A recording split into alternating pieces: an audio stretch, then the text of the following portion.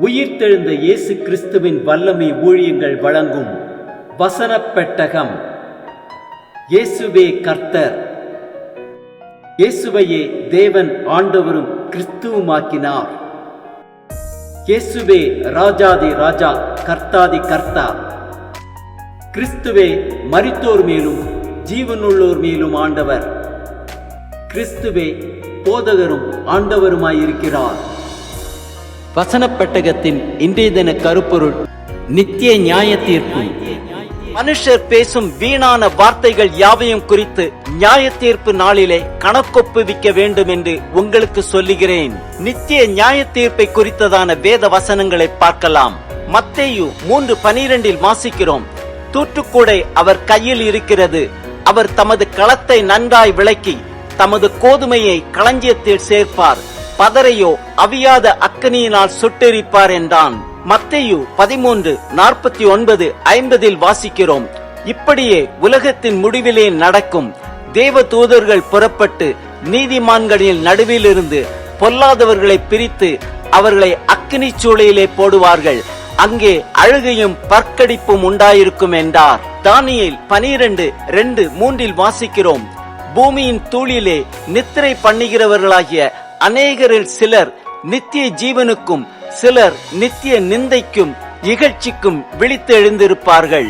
ஞானவான்கள் ஆகாய மண்டலத்தின் ஒளியைப் போலவும் அநேகரை நீதிக்குட்படுத்துகிறவர்கள் நட்சத்திரங்களைப் போலவும் என்றென்றைக்கும் உள்ள சதா காலங்களிலும் பிரகாசிப்பார்கள். மத்தேயு 7:22-23 வாசிக்கிறோம். அந்நாளிலே அநேகர் என்னை நோக்கி, கர்த்தாவே கர்த்தாவே, உமது நாமத்தினாலே தீர்க்க தரிசனம் உரைத்தோம் அல்லவா? உமது நாமத்தினாலே பிசாசுகளை துரத்தினோம் அல்லவா? உமது நாமத்தினாலே அநேக அற்புதங்களை செய்தோம் அல்லவா என்பார்கள். அப்பொழுது நான், ஒரு காலம் உங்களை அறியவில்லை, அக்கிரம செய்கைக்காரரே, என்னை விட்டு அகன்று போங்கள் என்று அவர்களுக்கு சொல்லுவேன். மத்தேயு 10:14-15 வாசிக்கிறோம். எவனாயிலும் உங்களை ஏற்றுக்கொள்ளாமலும் உங்கள் வார்த்தைகளை கேளாமலும் போனால் அந்த வீட்டையாவது பட்டணத்தையாவது விட்டு புறப்படும் போது உங்கள் கால்களில் படிந்த தூசியை உதறி போடுங்கள். நியாய தீர்ப்பு நாளிலே அந்த பட்டணத்திற்கு நேரிடுவதை பார்க்கிலும் சோதோம் குமாரா நாட்டிற்கு நேரிடுவது இலகுவாயிருக்கும் என்று மெய்யாகவே உங்களுக்கு சொல்லுகிறேன். மத்தேயு 11:22 வாசிக்கிறோம்.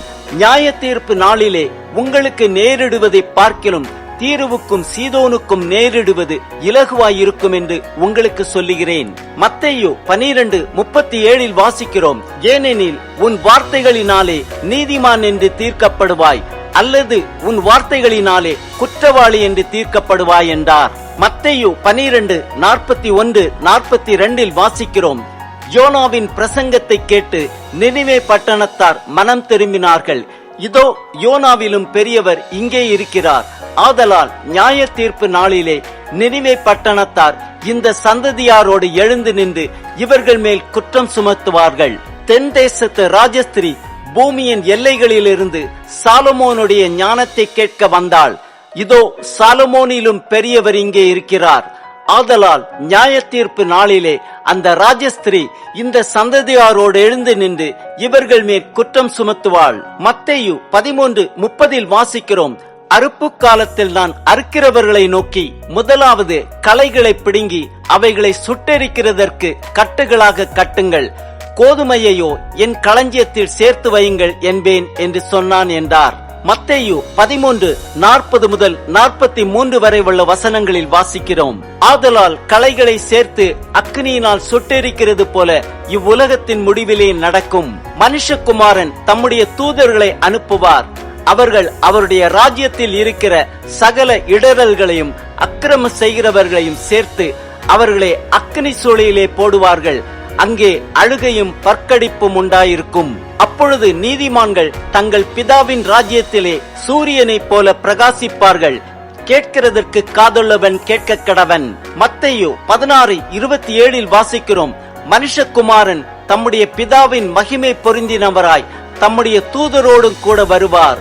அப்பொழுது அவனவன் கிரியைக்கு தக்கதாக அவனவனுக்கு பலனளிப்பார். ஆம், நித்திய நியாய தீர்ப்பு நாளிலே நாம் பேசும் வீணான வார்த்தைகள் யாவையும் குறித்து கணக்கொப்புவிக்க வேண்டும். உலகத்தின் முடிவிலே தேவதூதர்கள் புறப்பட்டு நீதிமான்களின் நடுவிலிருந்து பொல்லாதவர்களை பிரித்து அவர்களை அக்கினிச் சூளையிலே போடுவார்கள். அங்கே அழுகையும் பற்கடிப்பும் உண்டாயிருக்கும். நித்திய நியாய தீர்ப்பை குறித்ததான உணர்வுள்ள இருதயத்தை தேவன் தாமே நம் ஒவ்வொருவருக்கும் கொடுப்பாராக. ஆமேன்.